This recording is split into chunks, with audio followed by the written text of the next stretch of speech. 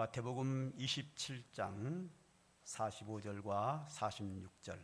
오래간만에 본문이 짧으네요. 찾으셔서 두 절이니까 다 함께 합독하도록 하겠습니다.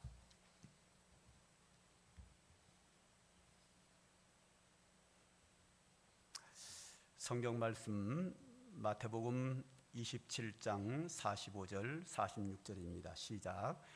제6시로부터 온 땅에 어둠이 임하여 제9시까지 계속되더니 제9시쯤에 예수께서 크게 소리질러 이르시되 엘리 엘리 라바 사박다니 하시니 이는 곧 나의 하나님 나의 하나님 어찌하여 나를 버리셨나이까 하는 뜻이라.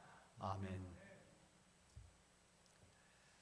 요즘은 제가 전도하러 따로 시간을 내서 전혀 나가지 않지만 교회를 개척하고 30여 전에는 자주 전도를 나갔습니다. 길 가다가 만나는 사람도 전도하고, 어떨 때는 시간을 내서 마을의 아파트에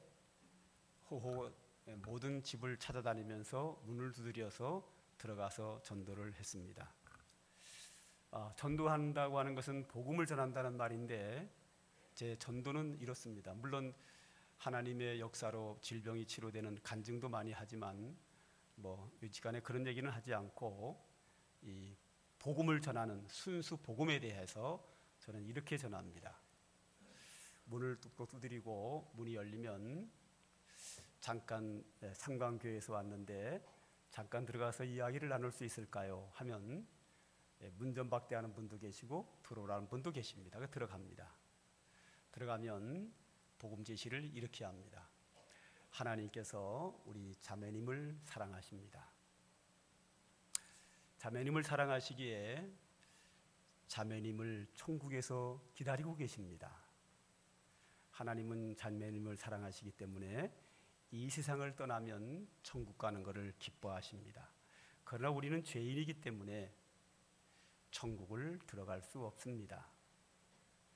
그리하여 우리 죄를 용서하고 우리를 구원하기 위하여 하나님이 독생자 예수님을 우리에게 보내주셨고, 그 예수님께서 우리의 죄를 대신해서 십자가에 못 박혀 죽으셨습니다.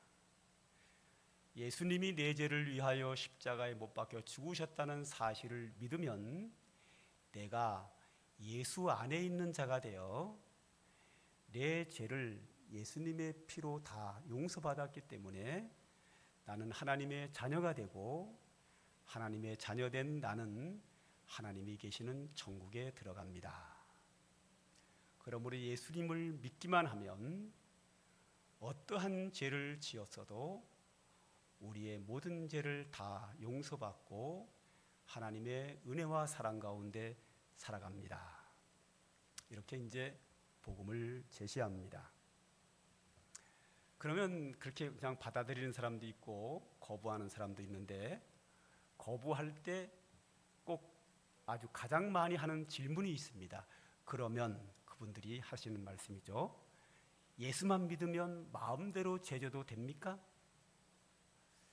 예수만 믿으면 모든 죄를 다 용서받으니까, 예수만 믿으면 죄를 다 용서받으니까 예수 믿는 사람 하나님 아버지만 찾고 예수만 믿으면 마음대로 죄를 져도 다 용서받습니까? 라는 질문을 합니다. 굉장히 지혜로운 질문이라고 봅니다. 저는 예수 믿지 않는 사람들이 그 정도 질문이면 제가 전도하는 것을 알아들었다는 얘기거든요. 그러면 제가 이렇게 대답을 합니다. 자매님, 제가 한 이야기를 하죠. 자매님에게 아들이 있습니까? 딸이 있습니까? 예, 아들이 있습니다. 몇 살입니까? 예, 20살입니다. 그러면 그 아들이 5살 때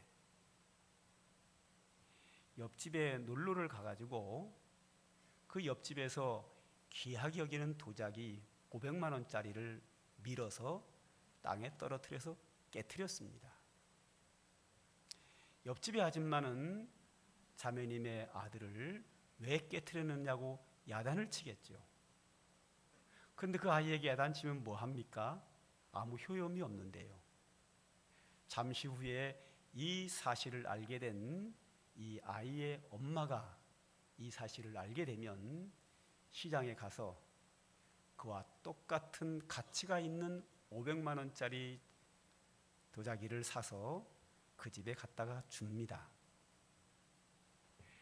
내 아들이 잘못한 것만큼 그 이상의 가치가 되는 것을 가지고 보상해 주면 그것으로 끝입니다.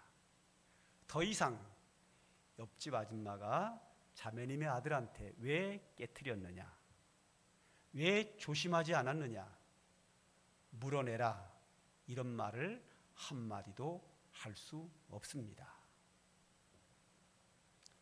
그리고 나서 이 5살 먹은 아이가 또다시 놀다가 무슨 사고를 치면 또 사고를 쳐도 엄마는 그 사실을 알고 또 문제를 해결해 줍니다. 그 다음에 또 사고를 쳐도 또 해결을 해 줍니다. 그럴 때 이 아이의 마음속에 내가 아무리 많이 잘못을 해도 엄마가 다 책임져 주는구나 하고 이 아이들이 자라면서 일부러 사고를 치고 다니고 남의 유리창을 막 깨트리고 남을 때리고 사고를 치고 다닙니까? 그렇지 않습니다. 이 아이가 자라면서 내가 잘못하면 우리 엄마가 책임을 지는구나 라는 것을 깨닫고 매사에 조심하고 사고를 치지 않고 남에게 피해를 입히지 않고 정직하고 바르게 살아갑니다. 내가 사고를 치면 엄마가 책임을 지니 엄마한테 미안하고 고마워서 엄마의 바른 아들이 되기 위해서 바르게 정직하게 살아갑니다. 예수 믿는 건 이런 겁니다.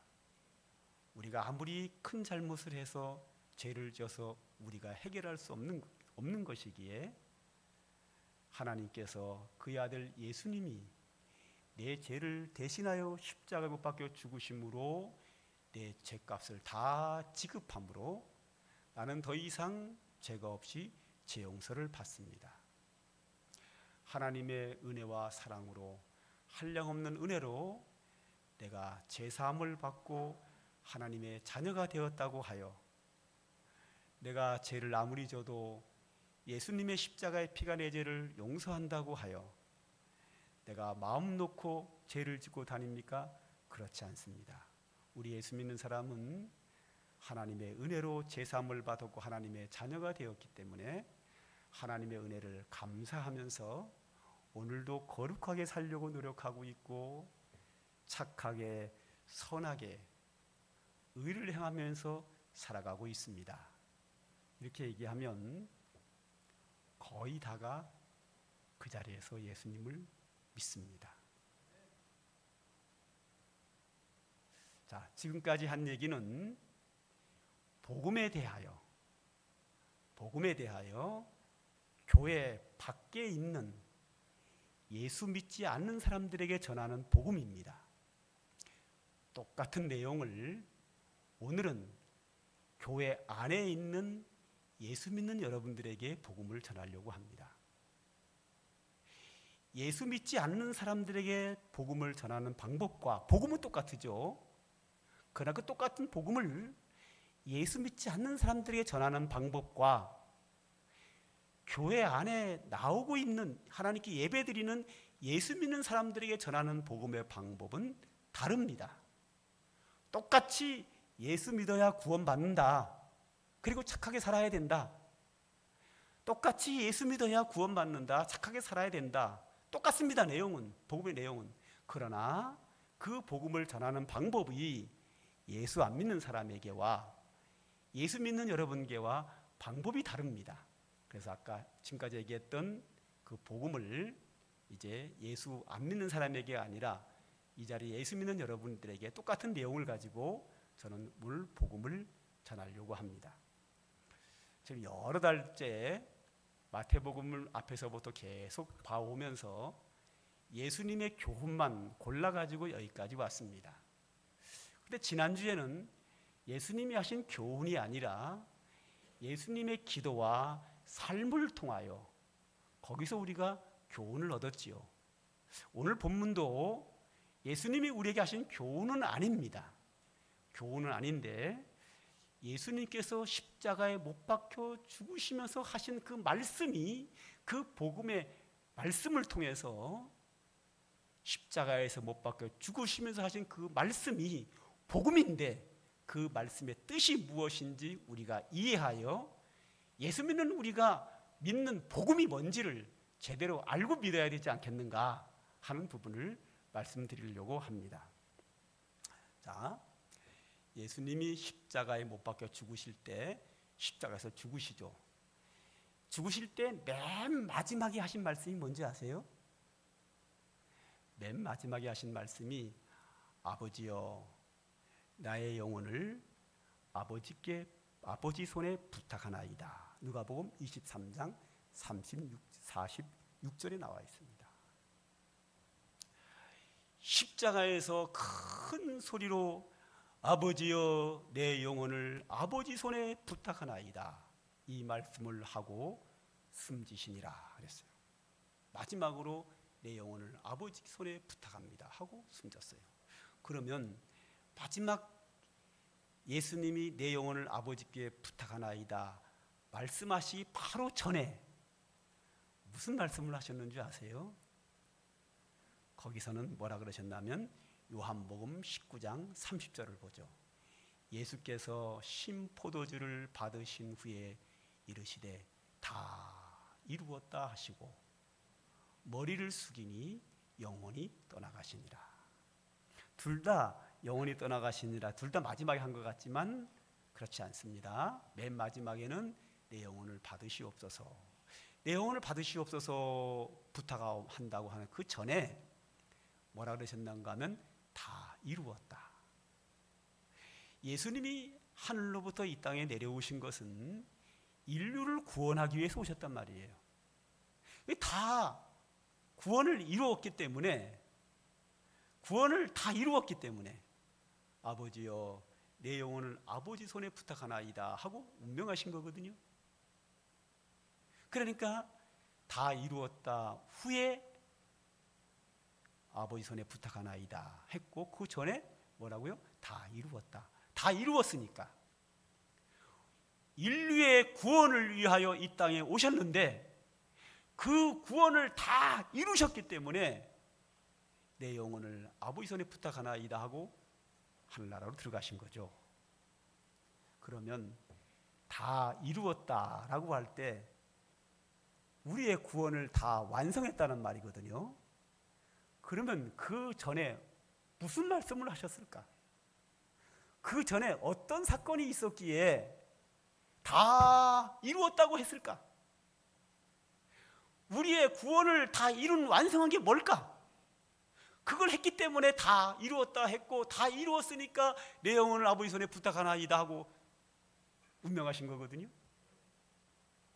다 이루었다 하기 전에 어떤 사건이 있었을까? 어떤 사건이 있었기에 인류의 구원을 다 이루었다고 외치셨을까? 어떤 사건이 있었나 하면 오늘 본문입니다.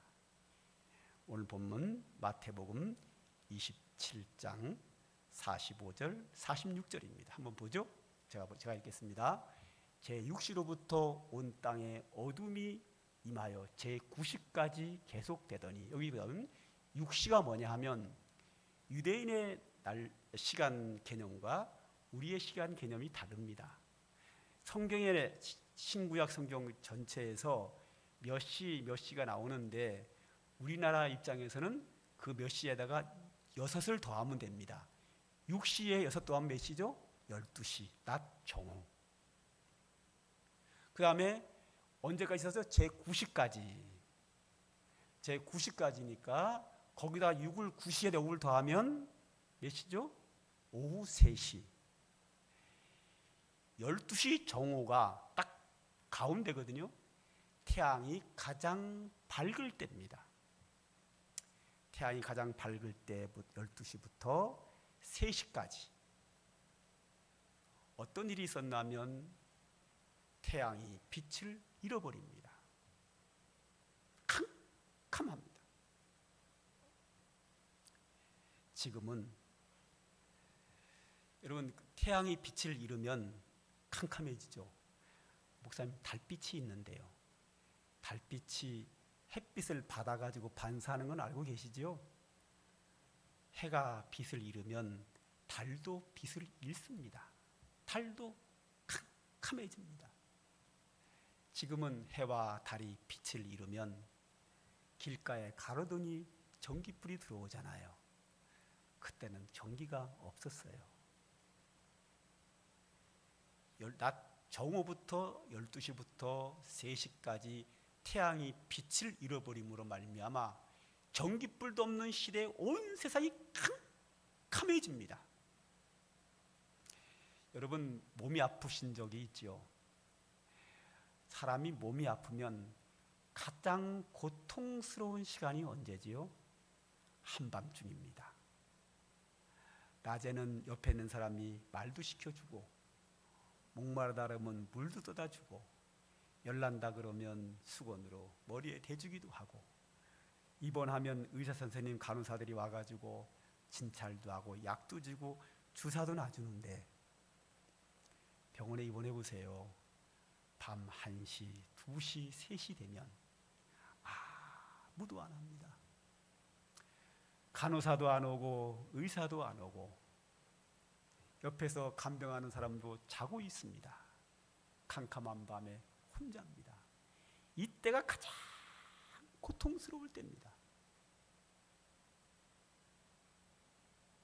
그런데 예수님이 십자가에 못 박히고 나서 아직 죽지 않으셨습니다. 낮 12시가 환해서 사람도 보이고 뭐 좀 있어야 되는데 캄캄합니다. 온 세상이 빛을 잃어버렸습니다. 그런데 12시 되기 전에 어떤 일이 있었지요? 채찍에 맞아서 몸 여기저기가 찢어졌고, 머리에는 가시로 모자를 썼고, 양손에 양발에는 십자가에 못 박혔습니다. 계속해서 피가 쏟아집니다. 피가 다 쏟아져서 말라가고 있습니다. 최고의 고통을 느끼는 그 순간에 하늘의 해가 빛을 잃어버렸습니다.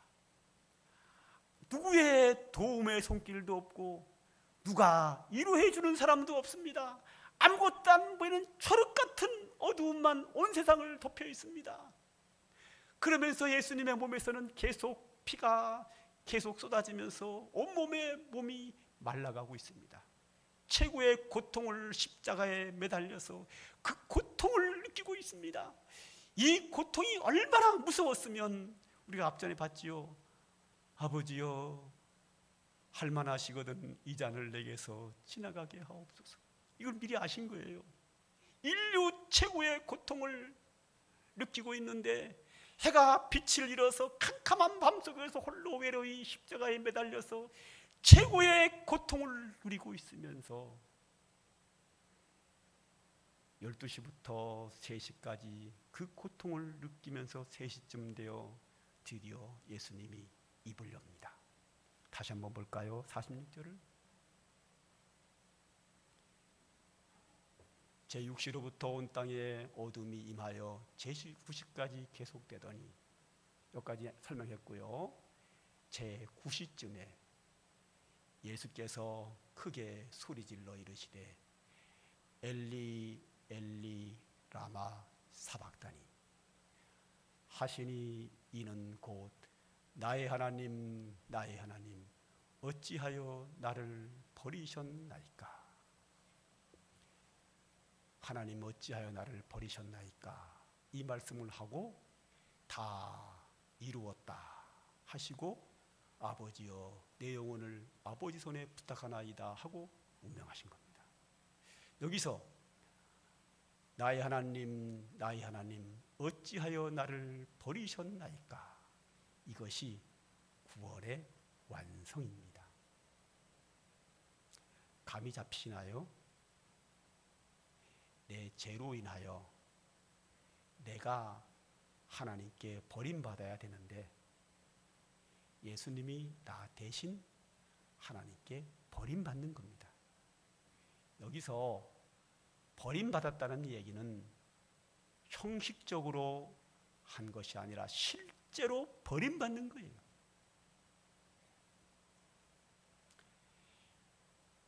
열두 시부터 십자가에 달리신 예수님을 그의 아버지께서 버리셨습니다. 창조주 하나님이 그의 아들을 십자가에 매달아 놓고 완전히 버리자 태양이 빛을 잃어버립니다.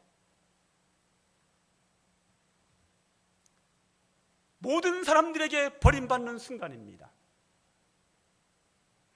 예수님이 땅에 계실 때 항상 하나님을 부를 때 아버지라고 부릅니다. 기도할 때마다 아버지라고만 부릅니다. 여기서는 하나님을 아버지라고 부르지 않습니다. 아버지는 뭐죠? 나를 사랑하고 나를 도와주는 분이 아버지예요. 지금 이 순간에는 아버지가 아닙니다. 버렸어요. 완전히 버렸어요. 완전히 버렸기 때문에 하늘의 태양도 천지창조 이래 처음으로 빛을 잃어버렸어요. 그래서 예수님이 처음으로 하나님을 아버지라 부르지 않고 뭐라고 불러요? 나의 하나님, 나의 하나님이라고 부릅니다. 나의 하나님, 나의 하나님, 어찌하여 나를 버리셨나이까? 아버지여 왜 나를 버리셨습니까가 아닙니다. 아버지는 아직 관계가 있고 사랑이 있고 돕는 손길이 있어요. 아버지가 아닙니다. 그게 아닙니다. 버림받았습니다. 그래서 나의 하나님, 나의 하나님 왜 나를 버리셨습니까? 완전히 버림받은 거예요.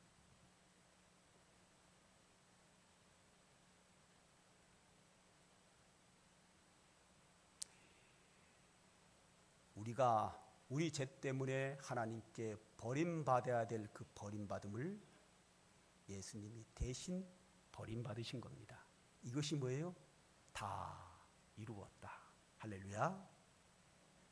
내 죄로 인하여 내가 하나님께 버림받아야 되는데 하나님의 아들 예수님이 대신 버림받음으로 말미암아 우리가 버림받으면서 죄사함 받고 구원받고 뭐가 됐죠?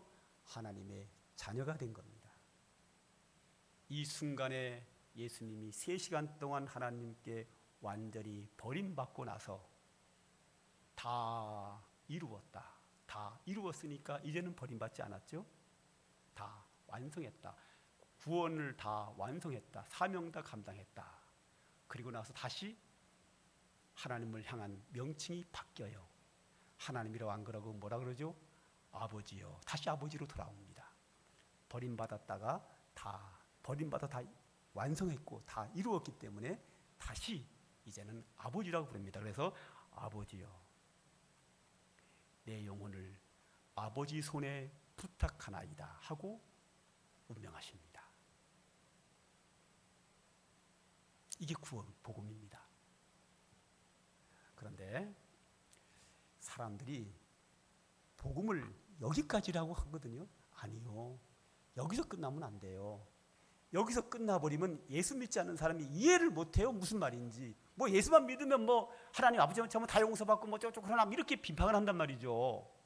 그래서 예수 안 믿는 사람이 너무 많아요. 복음은 여기서 끝나지 않아요. 자, 복음을 설명하기 위해서 구약 제사를 좀 더 설명할게요. 히브리서 9장 22절을 보죠. 율법을 따라 거의 모든 물건이 피로써 정결하게 되나니 피 흘림이 없은즉 사함이 없느니라. 우리의 모든 죄도 피로 용서받고 물건과 문둥병 이런 모든 것이 거룩해 주는 것은 피로 된다. 피는 뭐라 그러죠? 생명이죠. 생명으로 죄를 대신한다는 거죠. 죄의 값은 사망이고 사망은 피거든요. 피를 버리는 거지. 그게 사망이거든요. 그래서 피로써 정결케 된다. 구약에 이스라엘 백성들이 소와 염소와 양과 비둘기를 잡아서 제사를 드림으로 피 흘림으로 죄를 용서받는다는 말입니다. 그런데요, 9장 24절 한번 볼까요? 자, 히브리서 10장 4절을 보죠. 이는 황소와 염소의 피가 능히 죄를 없이 하지 못하느니라. 아까는 짐승의 피가 우리 죄를 다 용서한다 했는데 이번에는 짐승의 피가 우리 죄를 없애지 못한다는 거예요. 어떨 때는 소와 양과 염소의 피가 우리 죄를 용서한다 그러고 어떨 때는 못한다 그러고 이거 웬일입니까? 그게 뭐냐 하면 히브리서 10장 4절은 진리예요. 본질적인 면이에요. 그렇지요. 염소와 소와 양의 피가 어떻게 우리 죄를 용서합니까? 안 되죠. 용서 못 받습니다. 받을 수가 없지요. 어떻게 용서를 받아요? 상식적으로 용서가 안 되는 거죠. 보세요. 제가 사람이잖아요. 제 피값을 한 20억이라고 가정합시다. 내 피값이 얼마라고요? 20억. 피는 생명이에요. 내 생명값이 얼마? 20억. 그럼 내가 죄를 져서 죽어야 되는데 제 값을 대신하려면 뭘로 대신해야 되죠? 20억을 넘는 걸로 해야 된단 말이죠. 그런데 내 생명인 피값이 20억인데 황소의 피값은 얼마죠? 제 피값이 20억이면 소의 피값은 한 1,000원이라고 하면 되겠어요? 왜 알고죠? 그렇죠. 인간과 짐승하고 비교할 수 있나요? 내 피값이 20억이면 여기는 1,000원밖에 안 돼요. 어떻게 1,000원을 지급하고 20억 문제를 해결합니까? 안 되는 거죠. 절대로 짐승의 피는 사람의 죄를 용서할 수 없어요. 진리예요. 본질적인 면에서예요. 그런데요, 히브리서 9장 13절 14절을 볼까요? 자, 염소와 황소의 피와 및 암송아지의 죄를 부정한 자에게 뿌려 그 육체를 정결하게 하여 거룩하게 하거든 하물며 영원하신 성령으로 말미암아 흠없는 자기를 하나님께 드린 그리스도의 피가 어찌 너의 양심을 죽은 행실에서 깨끗하게 하고 살아계신 하나님을 섬기게 하지 못하겠느냐. 이걸 한마디로 말하면 이런 얘기입니다. 그 뒤에 그림자라는 말까지 나오는데요, 다 포함해서 설명할 겁니다. 이 말의 뜻이 뭐냐면 짐승의 피는 우리 죄를 용서할 수 없어요. 그런데 구약의 성도들이 소와 양과 염소의 피로 제사를 지냄으로 죄를 용서받았거든요. 사람의 피보다 가치 없는 걸 가지고 어떻게 용서를 받아요? 못 받아요. 그런데 용서를 받았어요. 왜 받았지요? 양의 피가 예수님의 피를 상징하기 때문에 그래요. 할렐루야. 양의 피는 우리 죄를 용서할 수 없지요. 그런데 양의 피가 예수님의 피를 상징하기 때문에 소와 양과 염소를 잡아 피 흘리면서 오실 메시아의 피를 상징하기 때문에 우리 죄가 용서받은 거예요. 자, 우리 성찬식을 할 때 제가 여러분들에게 뭐를 주죠? 포도주를 주잖아요. 그러면서 뭐라 그래요? 예수님의 피라고 그래요. 이게 무슨 예수님의 피입니까? 포도주지. 이거 주면서 죄 용서 받는다 그러잖아요. 포도주 먹고 무슨 죄 용서를 받습니까? 근데 포도주를 주면서 예수님의 피라고 그래요. 왜 그렇죠? 이 포도주가 예수님의 피를 상징하는 거예요. 예수님께서 십자가에 못 박혀 죽으시기 전날에 포도주를 따라서 제자들에게 줍니다. 분명히 포도주를 줬어요.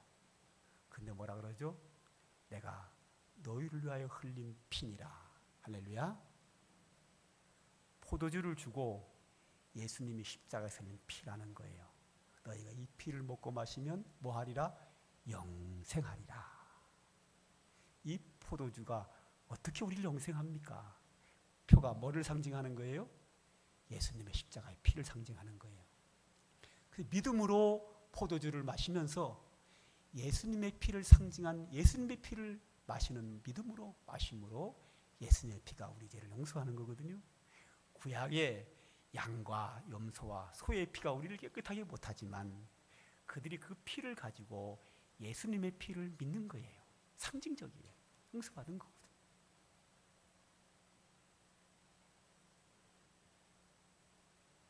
그래서 무조건 오직 예수 그리스도의 피로서만이 우리가 죄 용서를 받는데, 그 이유가 뭐냐? 아까 얘기했죠. 제 피값은 얼마라고요? 계산을 훨씬 20억 넘지만 20억이라고 그냥 하는 가정하는 거예요. 제 피값이 얼마? 20억. 그러면 내 생명을 대신하려면 20억치 넘어야 돼. 그런데 십자가에서 예수님이 피 흘렸는데, 예수님의 피는 얼마로 계산하면 좋을까요? 얼마죠? 제 피가 20억이라고 했을 때 예수님 피는 얼마죠? 무한대. 그렇죠. 무한대예요.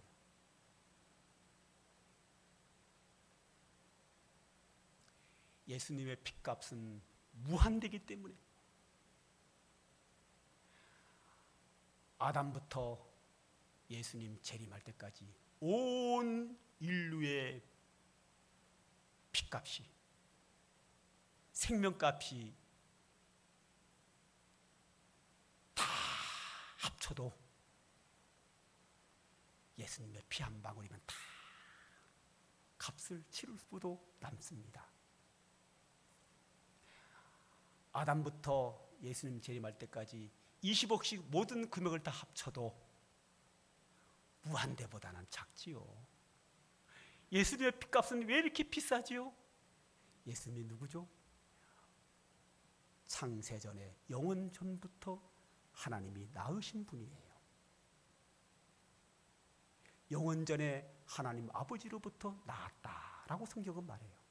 그리고 하나님 아버지와 함께 천지 만물을 창조하신 창조주가 되셔요. 예수님은 하나님이 낳으신 하나님의 아들이요, 천지 만물을 창조하신 창조주셔요. 온 우주의 만왕의 왕이시란 말이죠.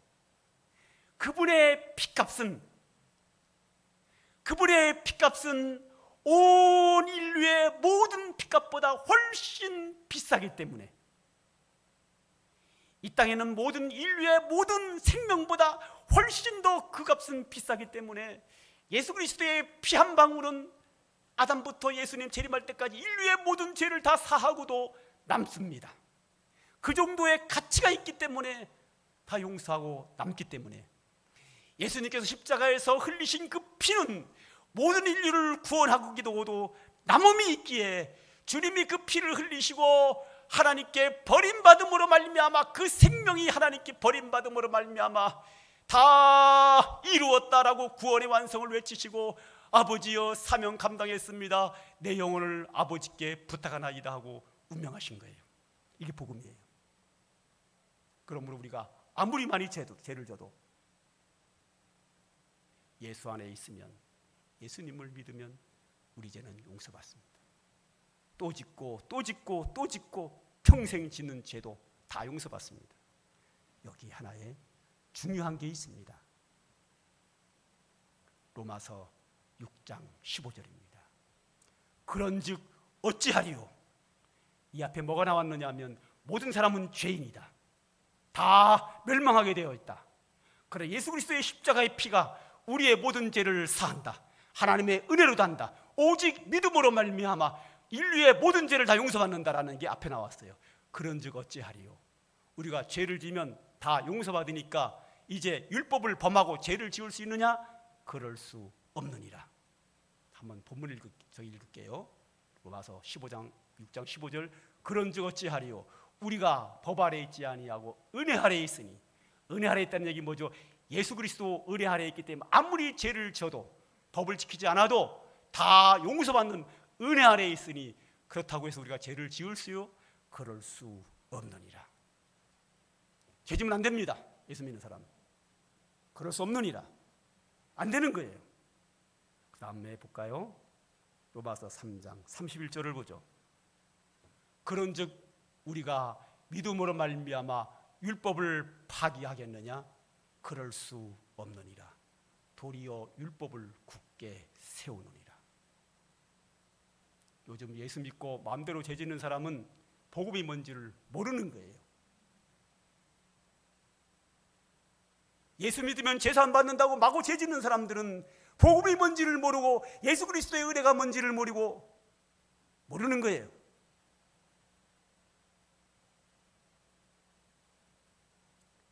우리는 엄청난 죄를 짓고도 예수 그리스도의 십자가의 피로 용서받은 은혜 아래에 있는 자입니다. 하나님의 자녀입니다. 또 죄를 져도 용서받을 겁니다.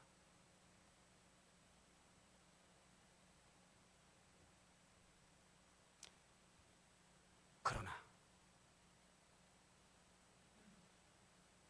은혜 아래에 있는 우리입니다. 하나님 아버지의 은혜와 예수 그리스도께서 십자가에서 받으신 고통과 그 은혜를 기억한다면 그 더럽고 악한 죄를 없애려고 예수님, 하나님의 아들 창조주 예수님께서 하나님께 버림받아서 이 은혜를 받았는데 우리가 이렇게 쉽게 죄를 지을 수 있습니까? 없습니다. 안 되는 겁니다. 예수 믿는 사람은 율법을 지켜야 합니다. 요즘엔 너무 많은 기독교인들이 율법 아래에 있지 않다고, 율법을 지키지 않아도 된다고 외치고 다니는데 그것은 복음을 모르고 성경을 모르고 구원을 알지 못하고 하나님의 뜻을 알지 못하는 사람들의 행위입니다. 우리는 은혜 아래에 있고 믿음으로 구원받았고 죄를 지어도 용서받는 하나님의 사랑받은 자녀입니다. 그러기에 우리는 율법을 굳게 세우고 율법을 지켜야 합니다. 선을 행하고 의를 행해야 합니다.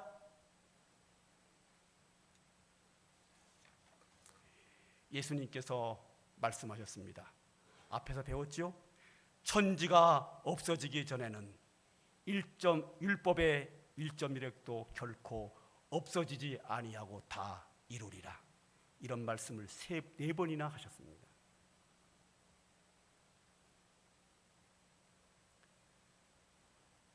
너희는 율법에 간음하지 말라 하였거니와 나는 너희에게 이르노니 간음하지 말라는 율법을 지켜라.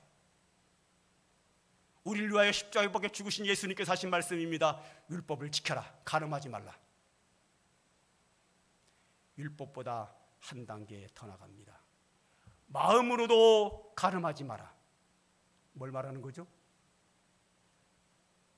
은혜 아래에 있는 자가 더 율법을 지켜야 함을 말하고 있습니다. 결정적으로 예수님께서 이렇게 말씀하십니다. 내가 너희에게 이르노니 너희 의가 예수 믿지 않는 서기관과 바리새인보다 더 낫지 아니하면 결코 천국에 들어가지 못하리라. 하나님의 아들 예수님께서 하신 말씀입니다. 너희의 의가 서기관과 바리새인보다 더 나아야 된다. 우리는 예수 믿지 않는 사람보다 법을 지켜야 합니다. 거룩하게 살아야 합니다. 의를 행해야 합니다. 선하게 살아야 합니다. 착하게 살아야 합니다. 이게 복음입니다. 잘못된 복음, 예수 믿으면 모든 죄를 사함받기 때문에 앞으로 지을 죄까지 다 사함받기 때문에 죄져도 구원받는다. 복음 아닙니다. 이단입니다. 저는 자신 있게 말합니다. 이단입니다. 잘못된 겁니다. 성경과 상관없는 믿음입니다. 성경이 말씀하는 신앙은 은혜로 구원받았습니다. 그동안 지은 죄 다 용서받았습니다. 앞으로 지을 죄까지 다 용서받았습니다. 우리는 은혜 아래에 있습니다. 하나님의 자녀입니다. 그 은혜가 감사하여 오늘도 법을 지키고 정직하게 살고 의롭게 살고 선을 행하며 살며 착하게 살아야 합니다. 여기까지가 복음입니다. 사랑하는 성도 여러분, 이제 복음을 들었으니 복음을 믿는 우리는, 은혜 안에 있는 우리는 밖에 있는 세상 사람들보다 거룩하게 살아야 합니다. 주님이 죄를 얼마나 싫어하셨으면 우리 죄를 없애기 위해서 하나님께 십자가에서 버림받기까지 하면서 우리를 구원하셨습니다. 그 죄를 우리가 또 져야 합니까? 밥 먹듯이 그 죄를 또 져야 합니까? 은혜 아래에 있기에 오늘도 선을 행하며 거룩하게 살아가는 성도의 삶을 사는 우리 모두가 되기를 간절히 소망합니다. 기도하겠습니다. 하나님 아버지, 오늘도 우리에게 귀한 말씀 주신 것 감사합니다. 오늘도 이 말씀이 우리 가슴 속에 살아 역사하여 오늘도 하나님의 자녀다운 삶을 살 수 있도록 성령께서 우리에게 임재하셔서 역사하여 주시고 인도하여 주시옵소서. 그리하여 하나님께 영광이 되게 하시고 우리는 하나님의 은혜를 누리며 살아가는 복된 저희들 되게 하여 주시옵소서. 예수님의 이름으로 기도합니다. 아멘. 찬송가 266장입니다.